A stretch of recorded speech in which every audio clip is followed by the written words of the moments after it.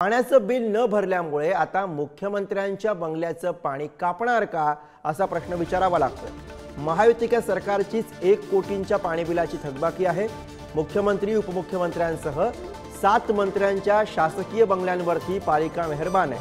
मुख्यमंत्र्यांच्या शासकीय निवासस्थानाची 18,48,257 रुपयांची थकबाकी आहे आणि हीच आकडेवारी समोर आल्यानंतर आता प्रश्न विचारावा लागतोय की पाण्याचं बिल न भरल्यामुळे आता मुख्यमंत्र्यांच्या बंगल्याचं सुद्धा पाणी कनेक्शन कापणार का। धनंजय दळवी आपले प्रतिनिधी सध्या आपल्या सोबत आहेत, त्यांच्याकडे आपण जाणारच आहोत। पण ही महत्त्वाची बातमी म्हणता येईल, महायुतीच्या सरकारचीच 1 कोटींच्या पाणी बिलाची थकबाकी आहे। मुख्यमंत्री उपमुख्यमंत्र्यांसह 7 मंत्र्यांच्या शासकीय बंगल्यांवरती पालिका मेहरबान आहे का असा प्रश्न ही आकडेवारी समोर आल्यानंतर आता विचारावा लागतोय। मुख्यमंत्र्यांच्या शासकीय निवासस्थानाची वर्षा बंगल्याची 18,48,257 रुपयांची पाणी बिलाची थकबाकी आहे।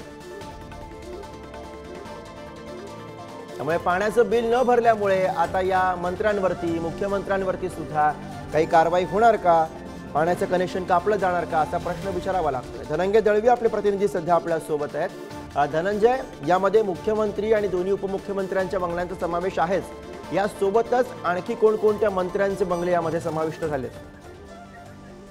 गुरु, आपण जर पाहिलं तर सामान्य मुंबईकरांनी जर 2-3 महिन्याहून अधिक काळ पाणी बिल थकबाकी केली तर बृहन्मुंबई महानगरपालिका त्यांची पाण्याची लाईन जी असते ती कापते, पाणी बंद करते। मात्र जर आपण पाहिलं तर मुख्यमंत्री यांचा निवासस्थान असेल, उपमुख्यमंत्री यांचे निवासस्थान असेल, यावर काही लाख रुपये पाण्याची थकबाकी जी आहे ती असल्याचं समोर जे आहे ते माहिती अधिकारातून आलेलं आपल्याला पाहायला मिळते।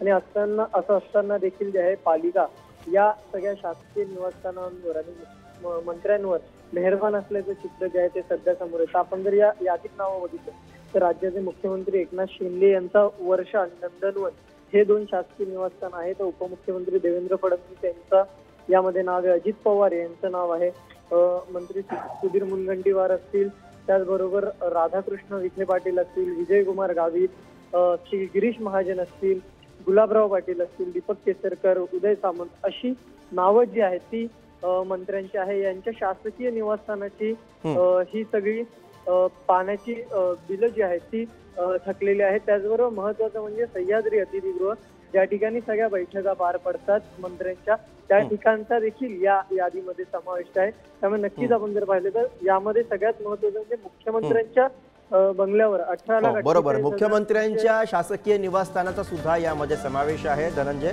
त्यामुळे अर्थातच आता महापालिका या सगळ्यावरती काय कारवाई करणार हा प्रश्न विचारावा लागतो। धन्यवाद या सगळ्या सविस्तर माहितीसाठी। पुढे जाऊया।